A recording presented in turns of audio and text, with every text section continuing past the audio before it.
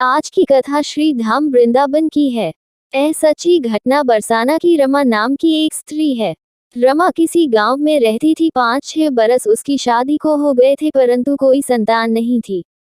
एक बार श्री राधा अष्टमी का उत्सव आया। गांव की औरतें बरसाना जा रही थी। औरतों ने कहा, तुम भी बरसाना चलो, राधा रानी बड़ी दयालु है, तुम्हारी गोद जरूर भरेगी। वह कभी 7-8 दिन अपने घर से बाहर नहीं रही थी। उसके पति और सास ने भी उसे जाने की आज्ञा दे दी। बस उसने मन में ठान लिया कि राधा रानी मेरी गोद जरूर भरेगी। जिस दिन उसे जाना था उसी दिन पैर में चोट लग गई, चला भी नहीं जा रहा था। फिर भी वह स्त्रियों के संग यात्रा पर चली। सारे रास्ते ट्रेन में राधा कृष्ण का जाप कीर्तन करते हुए गई और बरसाना पहुंचकर नहा धोकर राधा जी के मंदिर में जाने के लिए तैयार हुए। राधा रानी जी के महल में जब जाते हैं तो ऊपर बहुत सी सीढ़ियां चढ़ने पड़ती हैं। जैसे सीढ़ियां चढ़ने लगे वह स्त्रियों को बोली, तुम लोग आगे आगे चलो, मैं धीरे धीरे सीढ़ियों से आ रही हूँ। पैर में चोट लगने की वजह से चला भी नहीं जा रहा था। 2-4 सीढ़ियां चढ़ने के बाद उसका पैर मुड़ गया और वह नीचे गिरने लगी। तभी एक 7-8 साल की कन्या ने उसका हाथ पकड़ लिया। रमा बोली, बेटी आज अगर तुम ना होती तो मैं नीचे गिर गई होती। वह कन्या बोली, मैं ऐसे कैसे गिर जाने देती मैं तुम्हें। रमा ने पूछा, बेटी तुम्हारा क्या नाम है? वह बोली, लाडो नाम है मेरा, यही पास में रहती हूँ। वे दोनों सीढ़ियों पर बैठ गए। लाडो कहने लगी, मैया मेरे लिए क्या लाई हो? ना कोई जान पहचान और लाडो ऐसी बात कर रही है। रमा ने सोचा। फिर रमा ने कहा, लाडो मैं कल तुम्हारे लिए लेकर आऊंगी, तुम्हें क्या पसंद है? लाडो बोलती है, मुझे नथनी, गले का हार, कान के कुंडल, चूड़ियां, मेहंदी, घाघरा, चोली, यह सब चीजें पसंद है, कुछ भी ले आना। इतना कहकर वह बालक बालिका भाग गई। जैसे तैसे रामा भी मंदिर में दर्शन करके लौट आई। आकर सोचने लगी उस बालिका के बारे में और बाजार से उसने गले का हार और चूड़ियां उसके लिए लाई। अगले दिन वही जहां मिले थे वह लाडो उसका इंतजार करते मिली। चूड़ियां और गले का हार जैसे उसे दिया, वह बोली, बस इतनी सी ही और चीजें नहीं लाए, और वह मुंह फुलाकर बैठ गई। तब रमा बोली, अभी मैं 8 दिन यहीं पर हूँ, रोज तुम्हारे लिए कुछ न कुछ लाया करूंगी। यह सुनकर लाडो उसकी गोदी में बैठ गई और गले से लग गई। रमा तो रोने लगी, उसे जैसे एक संतान मिल गई। खूब प्यार से उसके सिर पर हाथ फेरा। ऐसे ही वह फिर चली गई। रामा ने मंदिर से आकर घाघरा और चोली उसके लिए बनवाए। ऐसे ही रोज कुछ न कुछ वह उसे देती। और एक दिन रमा कहती है, अब ये सारी चीजें मुझे डालकर भी तो दिखा कैसी लगती है तेरे। लाडो बोली, कल राधा अष्टमी है, कल पहनूंगी। इस बार लाडो के साथ एक लड़का भी था। उसे देखकर रमा ने कहा, आज पता नहीं मेरे मन में क्या आया, मैंने एक धोती और मुकुट मोर वाला लिया है, क्या मैं इसे दे दूं? लाडो बोली, यह कनुआ है, मेरे साथ ही रहता है, हाँ तुम इसे दे दो। ऐसा कहकर वे दोनों सामान लेकर चले गए। अगले दिन राधाष्टमी थी। जब रामा सीढ़ियों पर आई वहां उसे आज कोई ना मिला। बहुत इंतजार के बाद जब वह मंदिर में पहुंची तो वहां बहुत भीड़ थी, कीर्तन और नृत्य हो रहा था। इसी तरह भीड़ को चीरती हुई वह आगे पहुंची और वहां देखकर राधा जी को देखा और ठाकुर जी को देखा तो वही सामान सब जो वह लाई थी उन्होंने धारण किया हुआ था। वह पत्थर सी हो गई, आंखों से आंसू बहने लगे। बात समझते देर न लगी कि वह लाडो राधा जी और कनुआ कृष्ण जी हैं, स्वयं जगत के पालनहार उसके पास आते हैं। राधा जी उसकी गोदी में बैठती हैं और उसे मातृ सुख प्रदान करती है। वह तो जैसे बावरी हो गई, दिन रात लाडो लाडो कहती रहती, पुकारती रहती। वह स्त्रियों से बोली, तुम लोग घर जाओ, मैं नहीं जाऊंगी। उसकी सास और पति भी उसे लेने आए पर वह साथ नहीं गई। अब तो प्रतिदिन वह सीढ़ियों पर बैठे बैठे आंसुओं से सीढ़ियां धोती, पलकों से बुहारती। ऐसा करते करते उसे 30 बरस हो गए। एक दिन एक बालिका उसका हाथ पकड़कर ऊपर अटालिका में ले गई। वहां जाकर बोलती है, लो आ गई तेरी लाडो। ऐसा कहकर बाहें फैलाकर रमा को बुलाने लगी और अपने गले लगा लिया। उस दिन रमा ऐसा गले लगी कि इस पार्थिव शरीर को छोड़कर सदा के लिए अपनी लाडो के पास चली गई। इस घटना से हम सबको ये सीख मिलती है कि जो भी आशा रखे, चाहे वह सकाम हो या निष्काम, केवल भगवान से ही रखे, एक न एक दिन अवश्य मिलते हैं। आशा एक राम जी से दूजी आशा छोड़ दे, नाता एक राम जी से दूजा नाता तोड़ दे। बोलिए भक्त और उनके भगवान की जय।